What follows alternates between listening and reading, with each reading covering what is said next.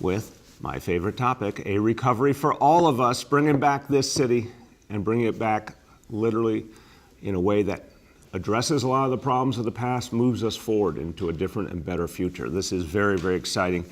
And we're going to start today talking about something that's been literally a decade in the works.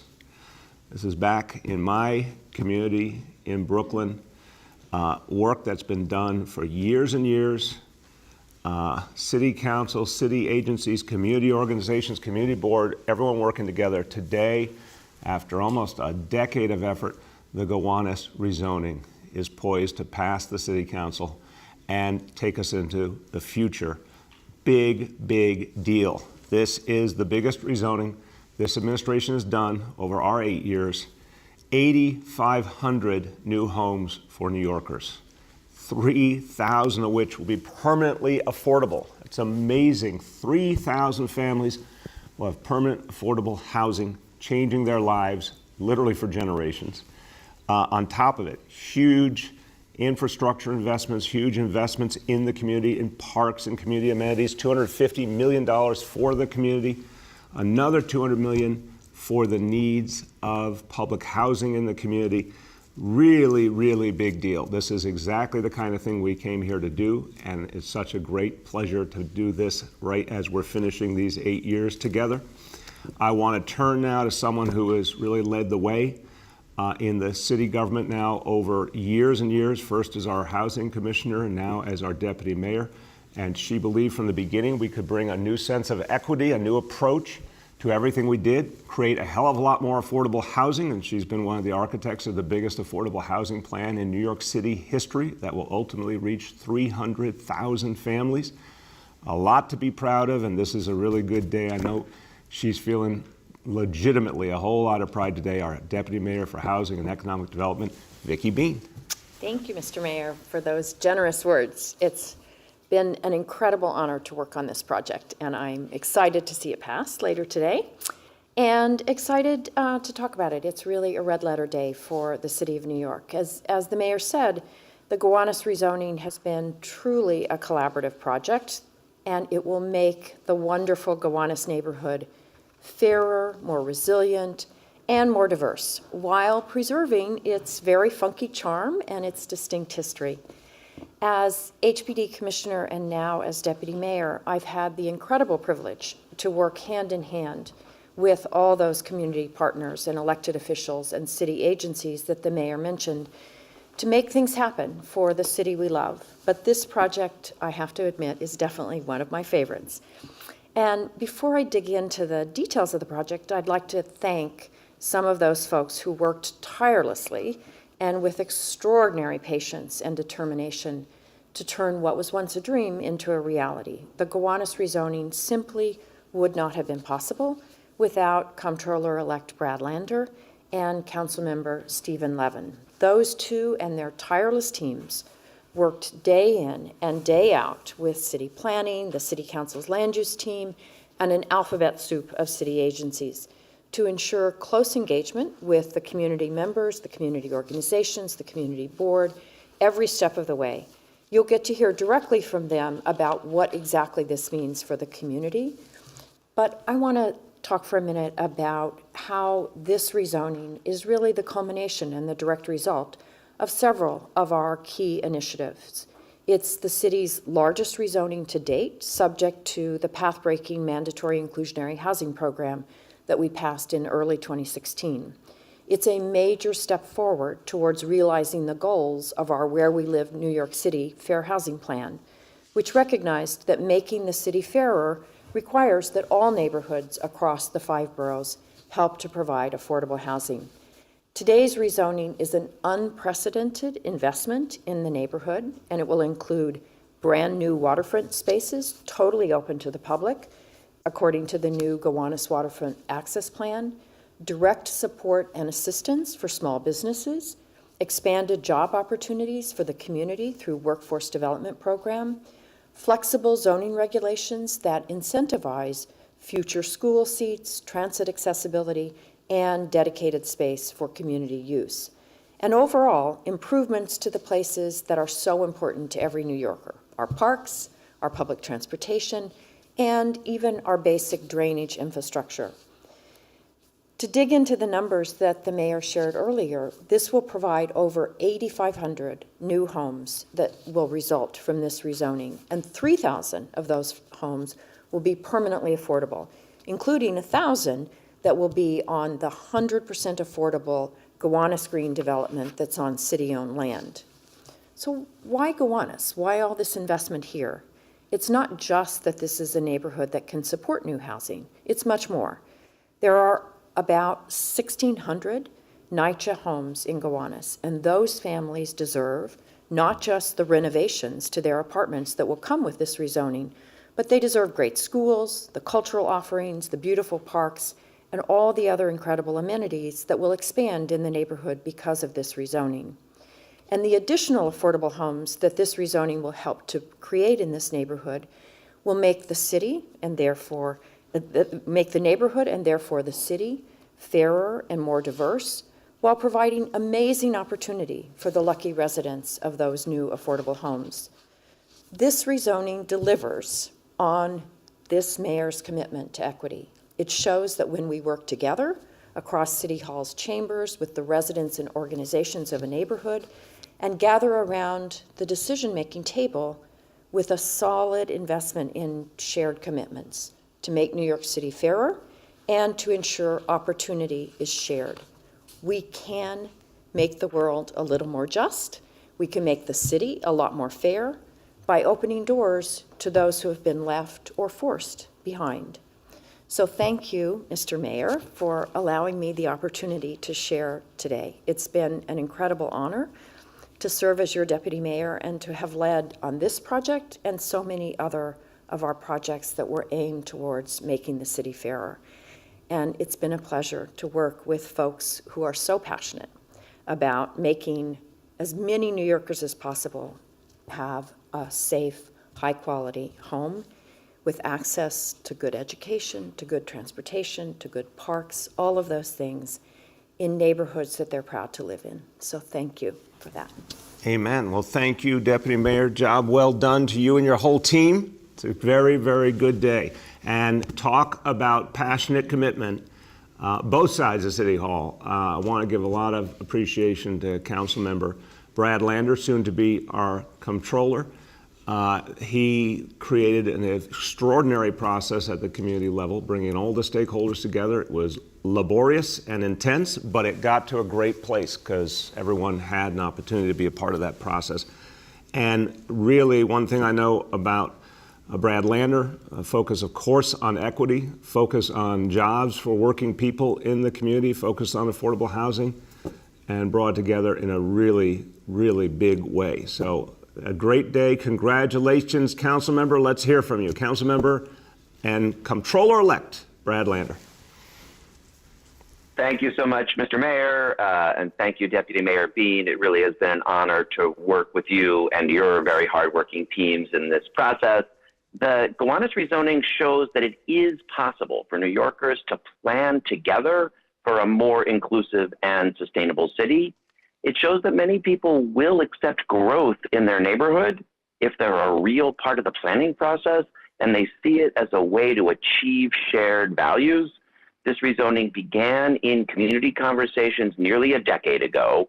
I think there have probably been more planning conversations for the Gowanus rezoning than any other planning initiative I've ever seen. That was strengthened by the advocacy of the Gowanus Neighborhood Coalition for Justice. That's public housing residents, environmental activists, artists, affordable housing advocates, small business people, coming together, hundreds and hundreds of them across dozens and dozens of meetings, robust participation through Community Board 6, and it really featured a partnership approach from City Planning and City Hall to work together with neighbors to achieve those shared values. And that ensured that this is not only a plan to open Gowanus up for housing development, but that it comes along with real commitments to affordability, to preserving the mixed-use character of the neighborhood, renovating neighborhood public housing, and serious investments in the sewer, transit, parks, school, and other infrastructure needed to support inclusive growth. As you heard from the mayor and deputy mayor, This is the largest neighborhood rezoning in the administration with mandatory inclusionary housing, the first MIH rezoning in a predominantly whiter and wealthier area, the first neighborhood rezoning to undergo a racial impact study, and it includes the strongest affordability and sustainability requirements ever imposed on developers in New York City. You've heard the highlights, but I'll give a couple more. Nearly 3,000 units of permanently affordable housing in one of the areas of the city with the highest housing prices, $200 million to ensure that every single one of the 1,662 units in NYCHA's Gowanus Houses and Wyckoff Gardens receives a comprehensive interior modernization, innovative approaches to preserve and strengthen what makes Gowanus creative and fun and interesting, including 150 affordable artist studios, a new zoning district reserved for arts, light manufacturing, preservation of 5 historic buildings, including the transit substation known as Powerhouse Arts, which is being renovated as a nonprofit industrial arts campus, and the old American Can Factory. Great tools for environmental sustainability and the cleanup of the Gowanus Canal, a new stormwater rule that increases requirements for stormwater detention to reduce CSOs and to prevent pollution into the canal, a $174 million upgrade to sewer infrastructure issues to address longstanding flooding, those videos of 4th Avenue flooding in the storms. This is going to help with that. And rules that require all new development around the canal to have rooftop wind or solar or green roofs, as well as commitments of over $10 million in street safety improvements and big investments in new open space, including a resilient waterfront esplanade all along the canal and a new waterfront park. There's too many people to thank, and I'll do some more of this on the floor later, but since I'm on with the mayor, I want to thank the mayors of his team and Deputy Mayor Bean's team. At City Planning, Jonathan Keller, who led this project, was extraordinary, and Winston Von Engel, who directs that office. And on the Deputy Mayor's team, Sean Fitzpatrick, Anne-Marie Gray, Jody Callender, and at DEP, Mike Deloach and Angela Licata have been working on this for years, and they deserve a shout out. And I have to give big thanks on my team to Julia Ehrman, who was the person who, along with Catherine Zinell before her, led those nearly a decade of community engagement. As we recover from the pandemic, I really believe that Gowanus provides a model for the more integrated, vibrant, and resilient New York City that we can and must build for the future. Thank you. Thank you so much, Councilmember. You really have a lot to be proud of today. And since we both live in the same neighborhood, I want to tell you this is just wonderful for our neighborhood, for all of Brooklyn, for all the city. I really want to thank you for your extraordinary efforts. And special thank you as well to your colleague, Steve Levin, who really put a lot of energy into this as well and shared the same values that you just enunciated. This is a big, big deal, and I think it's a great template for where development can go the right way in New York City in the future. So you did something great. Congratulations, my friend. Thank you very much. I don't know if you remember, Mr. Mayor, when we walked around on 4th Avenue and made a shared commitment that we were going to learn the lessons of the past, not let only luxury housing get built, but really plan together with communities for a more affordable and inclusive and sustainable future. And I really do believe today we are delivering together on that promise. Thank you. Well, I want to hold you one more second because you just brought back a great memory. I remember the original rezoning along 4th Avenue and the rather aggressive stance the Bloomberg administration took against inclusionary housing. And they were vehemently opposed to mandatory inclusionary housing. And you were one of the leaders who kept calling for it long before you were in the council. And I'm very glad that all of us together, we achieved that huge policy change for this city. But I remember that walk with you very well, and we said we are going to right the wrongs of the past and make sure there's a hell of a lot more affordable housing in our community. And brother, it actually happened. Congratulations. Hear, hear. Thank you. All right. Everybody, so that's just an amazing example of what a recovery for all of us looks like. Fair, inclusive, moving us forward. A lot of energy, a lot of focus on the future in New York City. I love talking about a recovery for all of us. But as you may know, I also love talking about something else, and that's vaccination. And that is the thing that moves us forward. And New York City is leading the way. The amazing fact as of today, 88%, now even going up a little above that, 88% of adults in New York City have received at least one dose of the vaccine. That is stunning, and that is going to grow, and that's what's going to help us continue to be the safest place in this country. We're beating back COVID with all the challenges. We're still beating it back.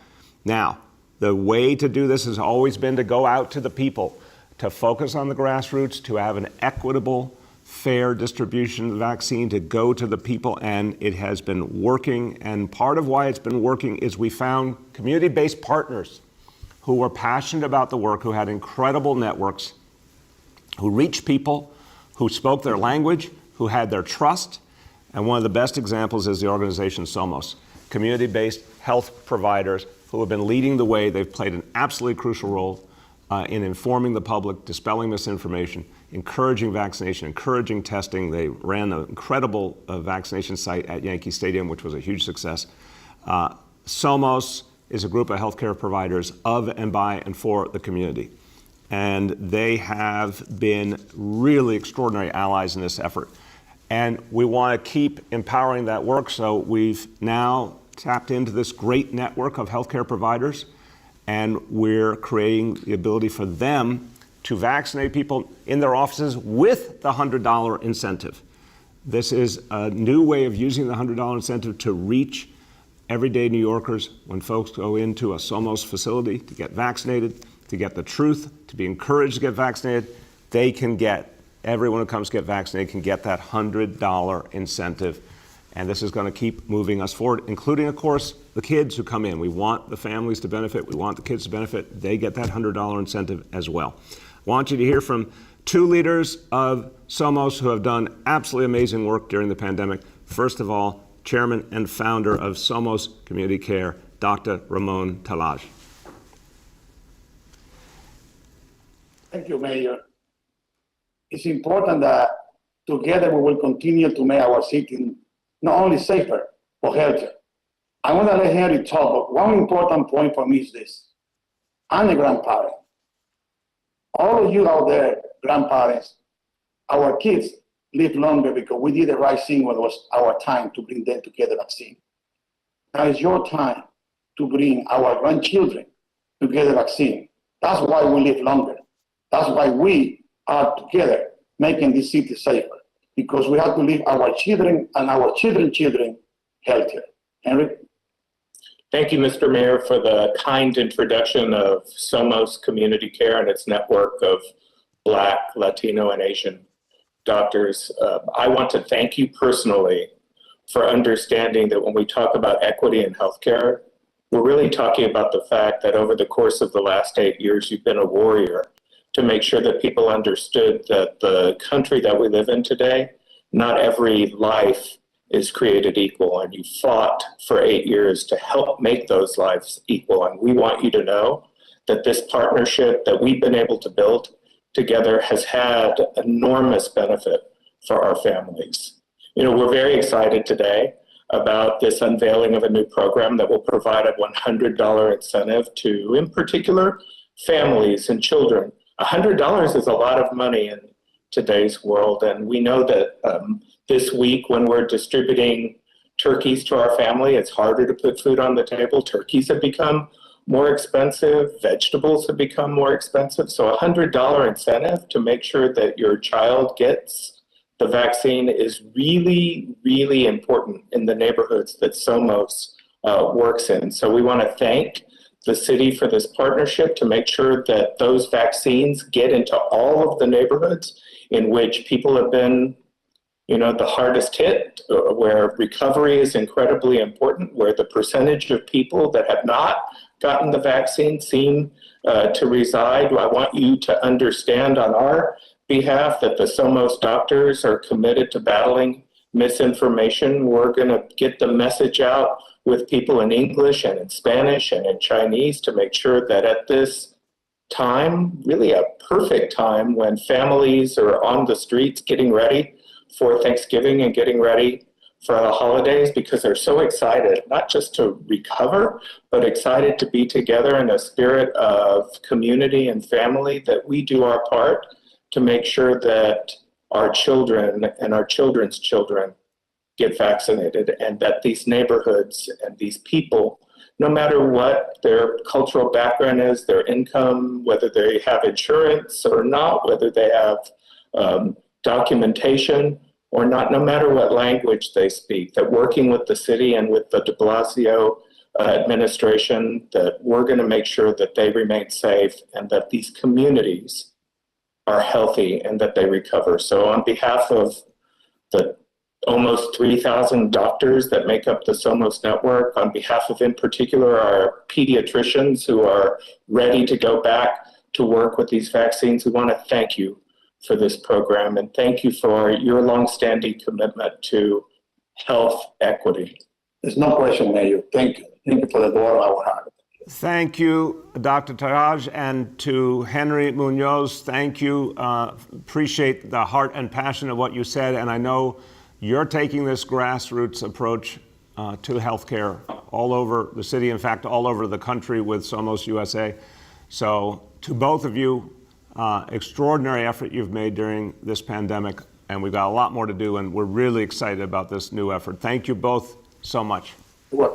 Thank you, President. All right, now, the incentives, the outreach, all of this has had a huge impact. It's part of why we are the safest place to be when it comes to fighting COVID. But let's also talk about mandates. Mandates work. Mandates work. You've heard me say it.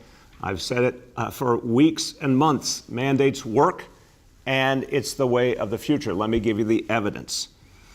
The mandate we put on our public workforce, there was noise, there was controversy, but in the end, it was the right thing to do. It kept people safe. It kept New Yorkers safe. It kept the whole city safe. Here's the proof. Overall, 94% of city workers vaccinated. Now that's amazing. That's a stunning number. That's the kind of number that allows us to move out of the COVID era. Let's go over the numbers in the agencies, and you'll see the kind of growth that's occurred since the mandate was in place. For the NYPD, as of now, 87% vaccinated. That is up 17% since the October 20th announcement. FDNY EMS is at 93%. That's up fully 32% since the October 20 announcement. FDNY firefighting, 89%, up 31%. These are really amazing numbers. Sanitation, 88%, up 25% since the announcement. Folks asked yesterday about Department of Corrections. We've seen a surge in vaccinations amongst the uniform members of the Department of Corrections. In just the last few days, we've seen a 9% jump. That number is now 67%. We expect that number to go up a lot. We know mandates work, and we've got to double down. I've said all leaders across the country, public sector, private sector, need to lean in. And we got another great example just yesterday. The TSA, that protects all our airports, they put in place a mandate for their employees. Good for keeping the employees safe, good for protecting holiday travelers. This was the right thing to do. So federal government's done an amazing job. City of New York's led the way, shown what's possible. We've been seen as an inspiration all around the country for strong mandates that work. Let's take the next step. I'm calling on our governor. Governor Hochul, here's an opportunity to do something that will really help New York City. Put a mandate in place for MTA employees. It's time to do it. MTA, listen, we depend on all the good men and women who work for the MTA. We thank them. They've been heroes during the COVID crisis, but we've got to get out of the COVID era. We need them to be vaccinated for the safety of each other and their families, their communities, for the safety of the passengers. It's worked with the New York City workforce. It can work with the MTA as well. Here are folks right here in the same city serving the same New Yorkers. How about we use the same strategy? Everyone required to be vaccinated, and that helps move us forward. Okay, everybody, let's talk about today's indicators, and they continue to show that people are getting vaccinated more and more. We're almost at 12.5 million, 12,448,395 doses from day one, a stunning figure. And again, great credit to all the folks out there who made this happen, all the vaccinators, all the healthcare heroes, the good folks at Somos, so many others who have been building this number of vaccinations day after day after day. Number two, daily number of people admitted to New York City hospitals for suspected COVID-19. Today's report is 91 patients, confirmed positivity 20.21%. Hospitalization rate per 100,000 New Yorkers is 0.65. and new reported cases on a 7-day average. Today's report, 1,289 cases. So we're obviously seeing that number go up. This is all the more reason for people to get vaccinated who are not yet vaccinated, and for folks who are ready for that booster, go get that booster. It's now open to anyone 18 and up. Let's get everyone out there, get that booster, protect us during the holiday season. Okay, a few words in Spanish.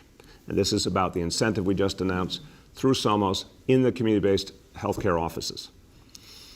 Somos será un socio importante que nos ayudará a vacunar a los niños.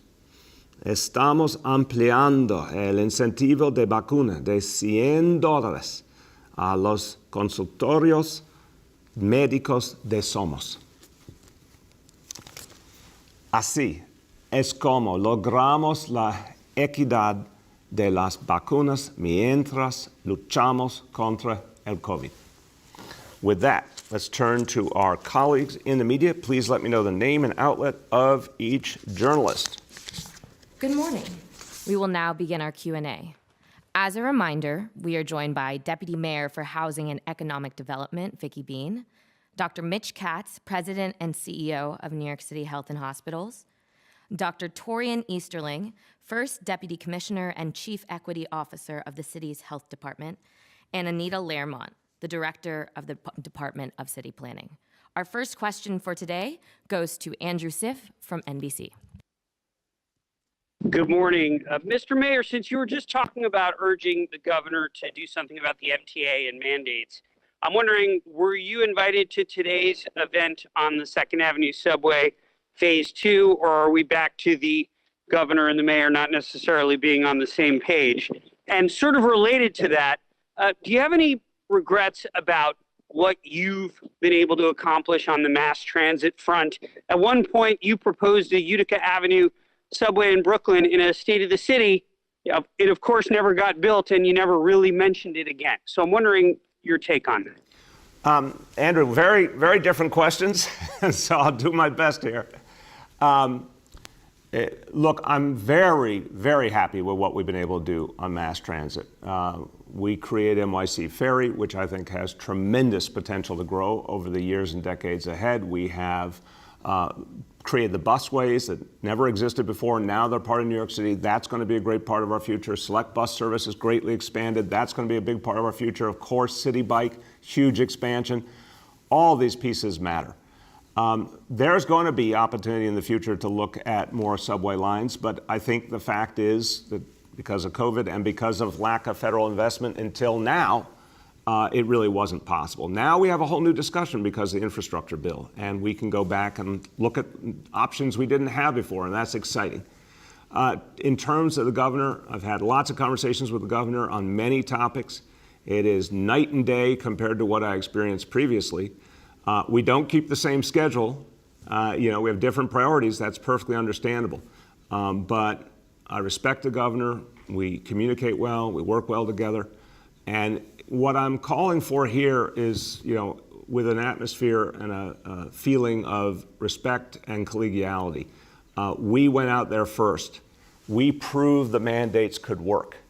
I think the governor does care deeply about us getting out of the COVID era. I'm saying, look, here's a way to get something done that will really help the city turn the page, and we'll work together on it for sure. Go ahead, Andrew. There's a report today that Eric Adams got a ride on a private jet from a cryptocurrency billionaire on the way to Puerto Rico, and that while he was at Somos, he tweeted about getting paid in Bitcoin. So I'm wondering your reaction to that, and whether you are concerned that influencers with money might create some ethical problems for the new mayor-elect. Look, I think Eric Adams has a real moral center. I really do. I've known him a long time. I've watched him. He is motivated to help working people. That's been his whole life. And he's someone who fought for real reform, real changes in policing when it was not easy. I'm sure he will figure out the right way to handle these things. So I wouldn't read too much into one moment. I think he's someone who, he's been a public servant his whole life, and for the right reasons. Our next question goes to Dana Rubenstein from the New York Times. Good morning, Mr. Mayor. My first question is about non-citizen voting. As you know, the council is poised to pass legislation permitting it. Do you still have reservations about non-citizen voting, and do you plan to veto the legislation once it passes? Dana, I do have reservations, but obviously I want to see exactly what they're doing. Look, on the plus side, we're talking about our fellow New Yorkers and folks who contribute to this city and are part of the life of the city. And we've tried in so many ways to reach them and support them. Everything we're doing, guaranteed health care, NYC Care was built for many reasons, including getting health care to undocumented folks who are part of our community. Our food initiative during COVID went to everyone. Everything we do with education goes to everyone. IDNYC went to everyone. And we've been very intentional about embracing and supporting everyone. So I understand if folks say, hey, I'm somewhere on the pathway of citizenship, I'd like to be more involved. I respect that. I do understand that impulse.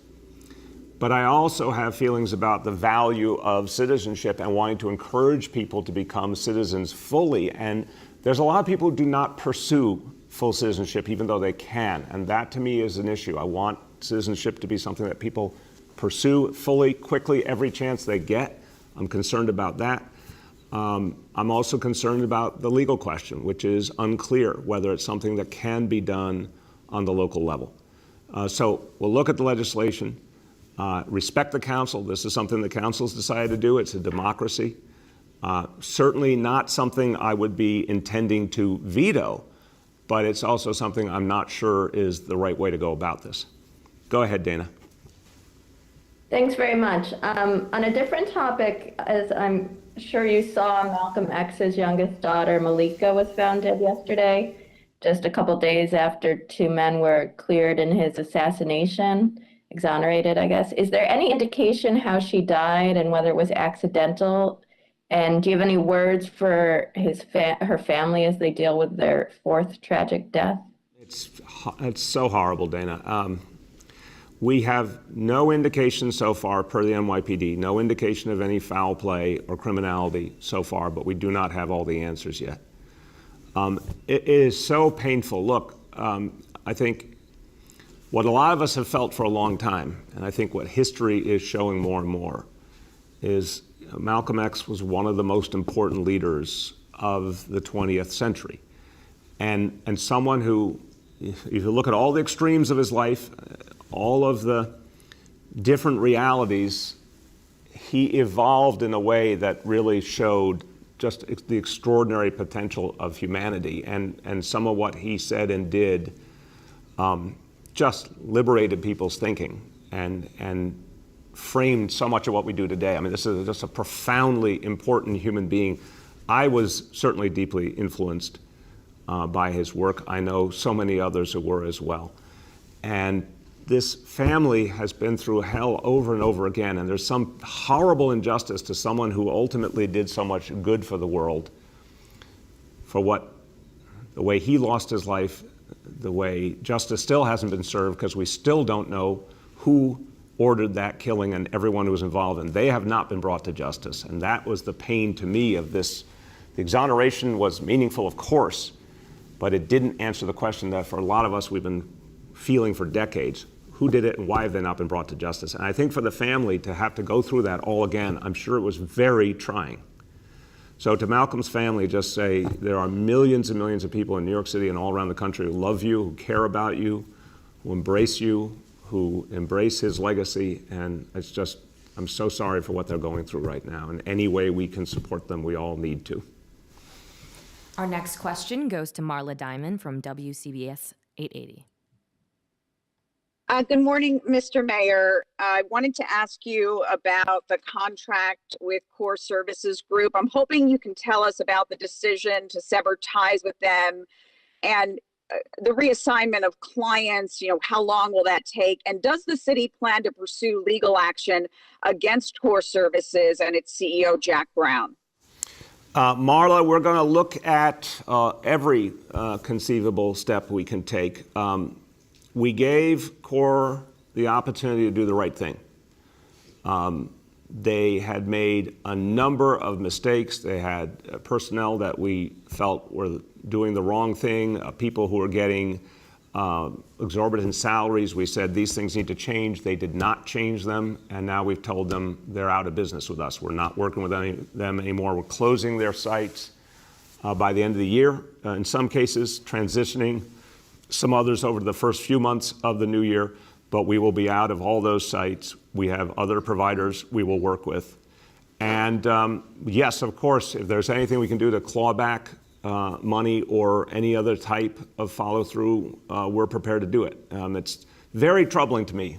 Here we're talking about people in need, folks who are homeless, and this organization took advantage of those people, and they will no longer be doing business with the city of New York. Go ahead, Marla. Thanks for that. Switching gears and talking a little bit about the schools. We're going into the Thanksgiving break. And I'm just hearing anecdotally that many classrooms are either closed or partially closed because of active COVID cases. Can you give us a sense of what's going on with the number of cases and testing? Is there increased testing in the schools? I mean, have you gotten more, authorization from parents? Have you got more of those slips to do more testing, especially in schools where you have a high number of COVID cases? Yeah, Marla, these are all really good questions, but I want to just frame it for you. The facts actually say something very different. I want to lay it out to you. We are doing a huge amount of testing. We have a lot of testing consent in. We certainly have the numbers we need to do very consistent testing in schools. But the numbers overall, the COVID positivity levels are very low. I'll turn to Dr. Easterling or Dr. Katz if they have that information available on the positivity level in schools right now. They'll tell you, otherwise we'll get it to you. But it's very, very low.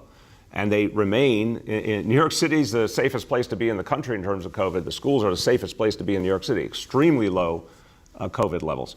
In terms of closures, Marla, I'm happy to tell you, we have no school closures at this moment out of 1,600 schools. And in terms of full classroom closures, the number I have as of late yesterday, 227 classroom closures. That's against 48,000 classrooms and 65,000 spaces, many of which are being used as classrooms because of distancing. So whichever you want to say, 48,000 or 65,000, either way you slice it, only 227 classrooms closed out of that. That's an incredibly low number, and we intend to keep it that way. And the key is vaccination, getting the youngest New Yorkers vaccinated is the best way to keep our schools safe. Our next question goes to Aaron Durkin from Politico. Mr. Mayor, I want to follow up on the question about the non-citizen voting bill. So you said you do not intend to veto it, if I heard that correctly.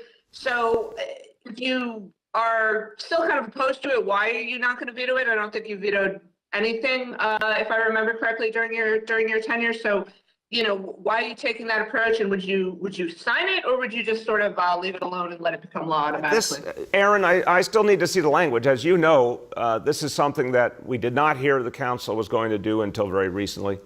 I want to see the exact language. I'm telling you honestly what I feel right now. I have mixed feelings. I've had mixed feelings on this issue for a long time. We'll look at the language. I don't see a scenario where I'll veto. To me, this is something that, again, I'm not sure is legally what the city can do. I think it's something the state government needs to do. But let's see what they bring forward, and then we can judge accordingly from there. Go ahead, Aaron. Okay, thanks. And then with regards to, you're calling on the governor to institute a vaccine mandate. Have you spoken to her about a vaccine mandate or this MTA issue? Do you have any sense of why, that has not taken place? Look, I've talked to the governor over time about everything we're doing with the mandates. Our teams have been talking specifically. We've talked about the MTA issue. They will speak for themselves, obviously. And again, I look at this from an atmosphere of goodwill. I think everyone's trying to balance things. But I think it was fair for someone to say, well, okay, let's see what happens in New York City first. Let's see what happens with our public employees. And what I'm saying is now we have absolute proof that this effort worked and it had a tremendously helpful impact on fighting back COVID.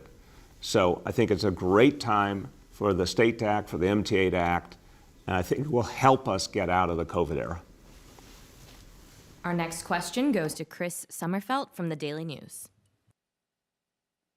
Good morning, Mr. Mayor. How are you doing this morning? Good, Chris. How you doing? I'm well. Wanted to just get your take on the Thomas Jefferson statue being removed from the council chamber yesterday. As you probably saw, some national and local Republicans are claiming that this sets a dangerous precedent for how to view figures from American history. I guess I'm just wondering what your response is to that and what you think of the statue finally being removed. I think we need to just put it in perspective. I don't think it sets a dangerous precedent at all. There was a full debate, and the council made this request. It's their chambers. I want to respect that.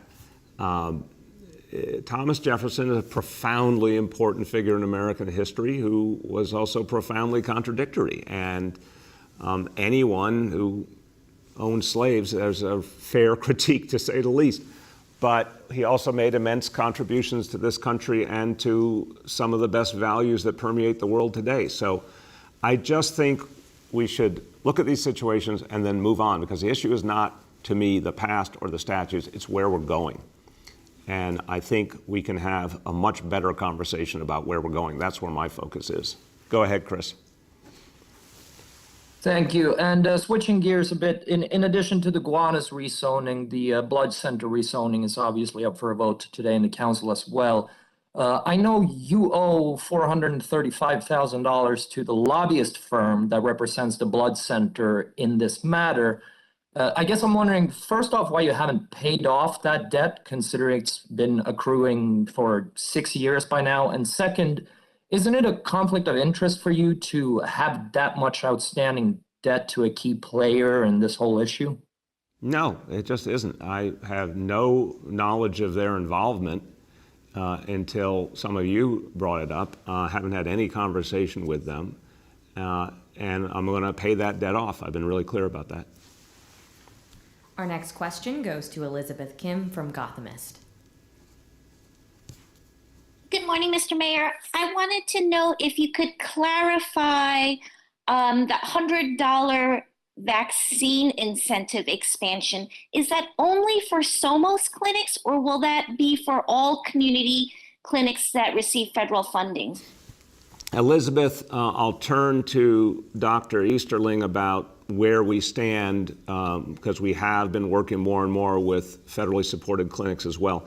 The Somos network has obviously been crucial partners in our whole vaccination and testing effort. So organizationally, it was quite clear that we could provide the incentive through their doctors, and the farther we can go with the incentive, the better. We want people to have it. It's hard to do if there isn't a truly organized context to work in.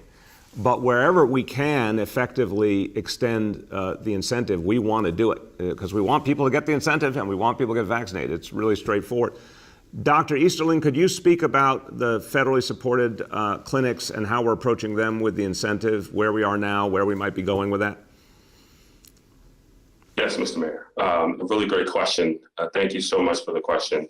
This is really important. And as you've heard us talk about time and time again, equity is really important in our response, and really making sure that we are really getting our resources out in the neighborhoods that have been hardest hit. And so, as you've already heard, our federally qualified health centers have been really crucial in our response, first in getting testing out and now getting our vaccines, both to our adults and to our children. And so the partnership with Somos is not unique. We are working with several federally qualified health centers, because many of these FQHCs, or federally qualified health centers, have networks throughout the city. And so really great to be working with our health centers in Brooklyn and Queens, also in Manhattan and Staten Island, to make sure that we really get our vaccines out. And it's not just limited to adults, as I've mentioned, as we already know that we are offering these incentives to children and adolescents as well. Thank you very much. Go ahead, Elizabeth. And also this morning, my colleague George Joseph wrote about something that you've been talking about a lot, which is how court delays have been one of the driving factors behind the Rikers crisis. But what he's hearing from the Office of Court Administration is that your administration has really given them no realistic offers of additional space to hold trials and grand jury proceedings. I was wondering if you could respond to that. Elizabeth, that is laughable. It's just, look, thank you for asking. You're one of the few people who's followed up on this issue, and I really am stunned it's not front page news. The schools are fully running. All the kids are in schools. The public workforce, overwhelmingly vaccinated. All these examples of our society fully functioning. Our sports arenas are full, you name it.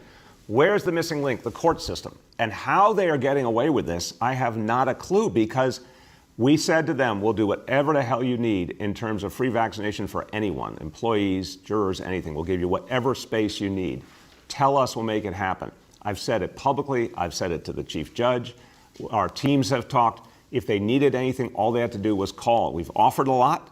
If they needed something more, all they had to do was call. They're not interested in fixing the problem, because I've raised it now for most of a year and they haven't fixed it. They are so far behind, it is laughable. And it just doesn't make sense that they're getting off scotch-free. It's just how on earth are they not back full strength? If you say, oh, some people are not ready to be jurors, then call more jurors. It's like this is about a functioning criminal justice system to protect the people of New York City. And the frustration of the NYPD on this matter is extraordinary, because they can't achieve the consequences and the follow-through that gets us to public safety without a functioning court system. So if they need anything, they just need to call me. They have my number. Whatever they need, we will provide it to help them, but they never make that call, Elizabeth. We have time for 2 more questions today. Our next question goes to Julia Marsh from The Post. Hey, good morning, Mr. Mayor. Back to the banning horse carriages. You said on Errol's program last night that you'd also take a statewide approach to banning the horse carriages. In that case, do you think horse racing should be banned as well? And what role would you play in banning them statewide, if not as a gubernatorial candidate? My view is just, I know using a word like moral is a big word, but I truly believe it. I just think when it comes to horse carriages and the way that industry has developed and the conditions the horses are in, I don't think it's right. I don't think it's fair. I feel the same way as so many people have about circuses, and we've seen a lot of changes for the better in circuses. I don't have a position on every element of the picture here, Julia. I haven't really given a lot of thought to horse racing, honestly. But I do think horse carriages, you've seen them banned in cities around the world. They're a part of the past. They should be left in the past. Go ahead, Julia. And what do you say to critics who claim that, this 11th hour attempt to ban the horse carriages is nothing more than a political move for you to get donors for your future in public service? I'll say it's very straightforward. It's a conversation we've been having with the city council, where there's also a lot of people who think horse carriages don't make sense anymore. It's the end of the term for all of us. Sometimes it's possible to get some things done. Obviously, I'm a little surprised to see the non-citizen voting bill coming up so suddenly, but it is the kind of thing you see at the end of the term, including on the council side. So folks have been talking about, is there a way to get something done before we all leave? And if there is, we should. If there isn't, there isn't. But my view on this matter is pretty damn clear and consistent. And there's a lot of people in the council who feel the same way. Our last question for today goes to Yehudit from Borough Park 24. Good morning, Mr. Mayor. How are you? I am great, Yehudit. How are you? Thank you. I'm really great also. So Attorney General James is blaming Governor Hochul for the recent COVID surge in New York. So as your mandates and incentives have been quite successful in vaccinating 88% of the city and promoting boosters, I was wondering, besides the MTA mandate, what other kinds of things do you think the governor can do to increase vaccinations and booster rates? And also, I was wondering, what do you think of how Governor Hochul is doing to manage COVID in New York? Look, I'm going to keep it simple and positive. I respect the governor. I just call upon her to use mandates in a way that will save lives and help us get out of the COVID era. And the obvious first place to do that is the MTA. It's talking about, it's a big workforce. It's 70,000 people, and that come in close contact with all New Yorkers. That's a great place to start. I would say if there's any other elements of the workforce that the governor can reach, the mandates make sense. And I'd say it to private sector leaders as well. I think every company should move to it. Look at United Airlines. We've seen some great examples in the private sector that have had a huge positive impact. So it's time for more mandates. Go ahead, Yehuda. And then also, given that joblessness has now returned to pre-pandemic levels, I'm wondering why, at this point, non-payment of rent could result in what you seem to be calling illegal evictions. Also, last week, Stephen Banks, the Commissioner of Social Services, it seemed like he kind of mocked the idea of landlords who are providing spaces to live and other services to tenants, and the landlords who depend on the rent for their income. He kind of seemed to mock that they would get legal representation. So I was wondering also, do you think landlords who lost billions of dollars in their income over the pandemic, whether they also deserve representation and payment? Landlords, the vast majority of landlords do the right thing. Let's start with that. I've always said it. And then there are some who do the wrong thing. The ones who do the wrong thing, the ones who try to illegally evict people or not provide heat and services to drive people out of the buildings so they can raise the rent, those folks need to be dealt with very aggressively. But the vast majority of landlords are just trying to provide housing to people. And of course, tenants should pay the rent. It's as simple as that. I've said this throughout the pandemic. If you can afford to pay the rent, because the buildings need to keep going. The heat needs to stay on. The repairs need to be made. But there are a lot of people who just couldn't. Yeah, you're right that finally the economy's coming back, but that's really recent, Yehuda, that there were a lot of people who just couldn't pay the rent. We're finally seeing some of the aid reaching them. It's now a time where a lot more people should catch up on the rent and pay what they can and get the landlords up to date. In terms of representation, historically landlords did have representation, tenants did not. And that was the imbalance that had to be addressed. And representation on both sides helps everyone because it creates a dialogue towards a solution. Generally, obviously, private enterprise, private sector, it's their responsibility for their own representation. Low-income folks, the city made a choice to do that, which I think is good for everyone. And so I'll just finish on this saying the right to counsel legislation was historic. I'm very proud of it. It's been emulated around the country. It's helping to keep people in their homes who have a legal right to be there. But also, representation does help to resolve cases for everyone. And that's something that's really in the city's interest. Everyone, as we conclude today, a lot of good things happening today. Obviously, we're thrilled to see this rezoning today. That's going to create so much affordable housing jobs, so much good for people in Brooklyn and beyond. But also the fact today that we are celebrating consistent success on vaccination and building the effort out more. This is what's going to give us safety in this holiday season. This is what's going to move this city forward and out of the COVID era once and for all. Thank you, everybody.